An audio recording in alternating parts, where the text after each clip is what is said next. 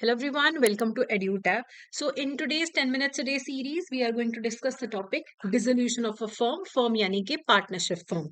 So dissolution of partnership between all the partners, जब सारे partners के बीच में जो पार्टनरशिप है उसको डिसॉल्व कर दिया जाए तो डिसोल्यूशन ऑफ फर्म होता है। तो देखिए दो डिफरेंट टर्म्स हैं, एक है डिसोल्यूशन ऑफ फर्म, एक है dissolution of partnership firm. Dissolution of firm का मतलब होता है कि पार्टनर्स के बीच में जो रिलेशनशिप है सबके बीच में ब्रेकडाउन हो चुका है, सबके बीच में बिजनेस रिलेशनशिप खत्म है, फर्म ही खत्म हो रहा है, फर्म जो है वही टर्मिनेट हो रहा है। लेकिन अगर हम डिसोल्यूशन ऑफ पार्टनरशिप की बात करें तो देखो फर्म तो चलता रहता है, बिजनेस में कोई चेंज नहीं होता है। हाँ, एक आधा कोई पार्टनर वो बीच में से जाना चाहता है तो वो जा सकता है, तो वो डिसोल्यूशन ऑफ पार्टनरशिप होगा कि चार पार्टनर थे एक चला गया, तो पार्टनरशिप का डिसोल्यूशन हुआ है, डिसोल्यूशन ऑफ द फर्म नहीं हुआ है। सो डिसोल्यूशन करने के अलग अलग तरीके हैं। अगर आप फर्म को डिसॉल्व करना चाहते हैं, अगर सारे पार्टनर्स बाय अग्रीमेंट ये डिसाइड करें कि बस अब हो गया, हमें आगे पार्टनरशिप कंटिन्यू नहीं करना, तो ये भी एक तरीका है। दूसरा है कंपल्सरी डिसोल्यूशन।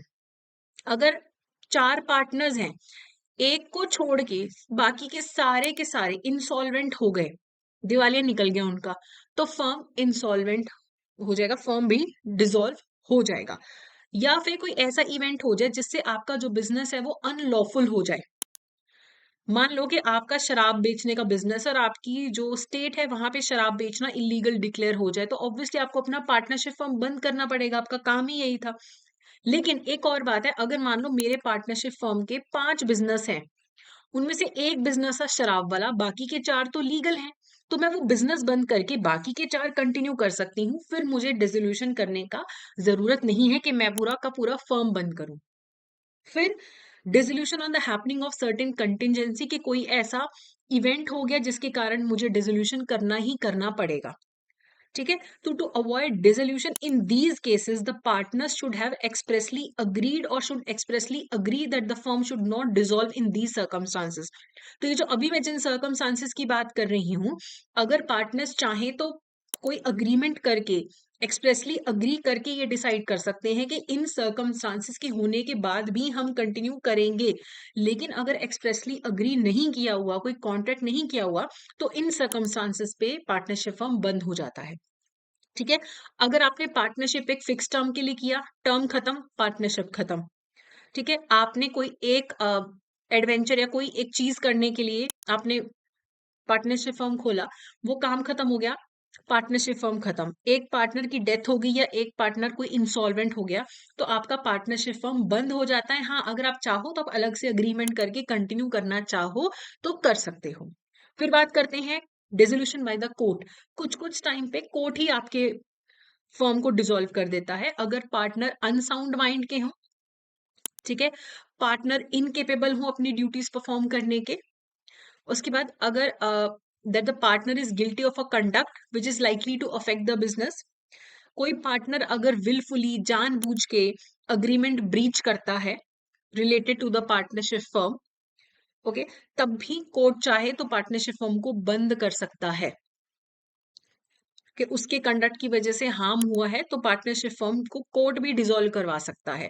अगर कोई पार्टनर अपना सारा का सारा जो उसका इंटरेस्ट था पार्टनरशिप फर्म में, उसने किसी थर्ड पार्टी को ट्रांसफर कर दिया या कोड ऑफ सिविल प्रोसीजर के अंडर उसको चार्ज कर लिया गया है, और has allowed it to be sold in recovery of arrears of land revenue, एक पार्टनर ने अपना जो पार्टनरशिप फर्म में इंटरेस्ट है वो ऐसे ट्रांसफर कर दिया, तो भी कोर्ट चाहे तो डिसोल्यूशन कर सकता है। और अगर बिजनेस ऐसी सिचुएशन पे आ चुका है कि लॉस पे ही चलेगा, प्रॉफिट तो कभी होगा ही नहीं, तब भी कोर्ट बंद करवा सकता है।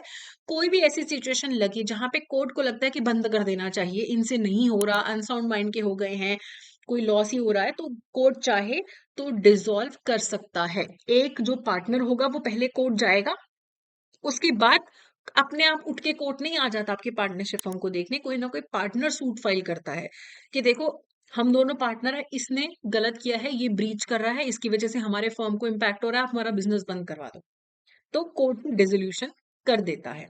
ठीक है, so what is the liability of partners? Liability of acts of partners done after dissolution, any और all partners of the firm must give a public notice कि हमारा फर्म डिसॉल्व हो चुका है, पब्लिक नोटिस देना चाहिए This is because even after dissolution of a firm, the partners continue to be liable to the third parties. जब तक वो नोटिस नहीं देंगे ना कि हमारा फर्म डिसॉल्व हो गया है, तब तक आप लाइबल ही रहोगे थर्ड पार्टीज के प्रति. Okay.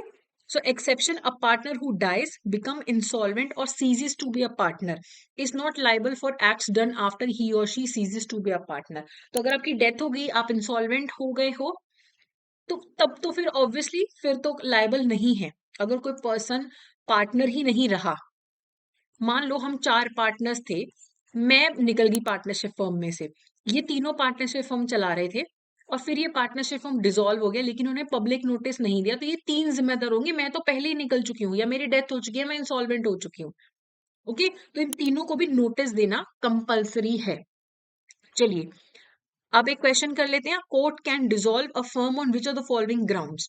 That a partner has become of unsound mind. Yes, इस बेसिस पे डिसॉल्व हो सकता है.